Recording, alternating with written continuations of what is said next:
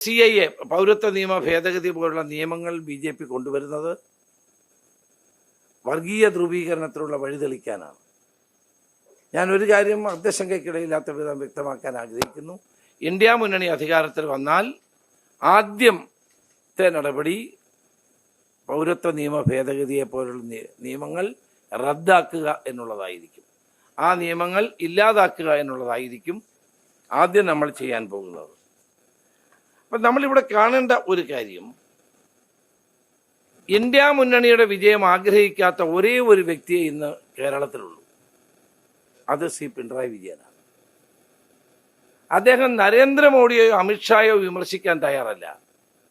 എന്നാൽ വളരെ വീറും വാശിയോടെയും അദ്ദേഹം എതിർക്കുന്നത് രാഹുൽ ഗാന്ധിയാണ്. നിങ്ങൾക്കറിയാം, കഴിഞ്ഞ തവണ വയനാട്ടിൽ രാഹുൽ ഗാന്ധി മത്സരിച്ച് 4.5 ലക്ഷം വോട്ടിന് ജയിച്ച് MP ആയ ആളാണ്.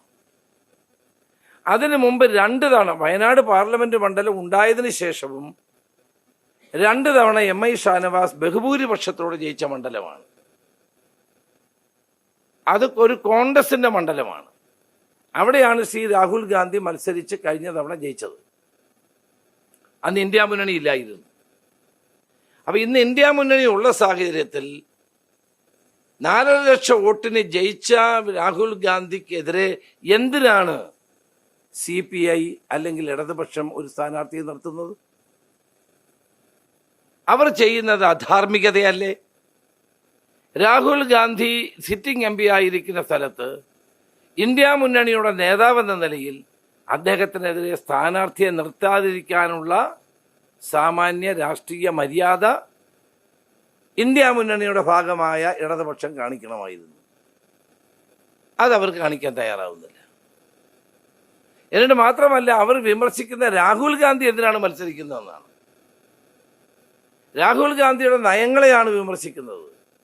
നരേന്ദ്രമോദിയുടെ പേരോ അമിത്ഷായുടെ പേരോ അസംബ്ലിക്കകത്തോ പുറത്തോ പറയാൻ ഭയപ്പെടുന്ന കേരളത്തിന്റെ മുഖ്യമന്ത്രിക്ക് രാഹുൽ ഗാന്ധിയെ എത്ര ക്രൂരമായിട്ടാണ് ആക്രമിക്കുന്നത്. രാഹുൽ ഗാന്ധിക്കെതിരായ സ്ഥാനാർത്ഥിയെ നിർത്തിയത് തന്നെ നരേന്ദ്രമോദിയെ തൃപ്തിപ്പെടുത്താനാണ്. കേരളത്തിലെ ഇടതുപക്ഷം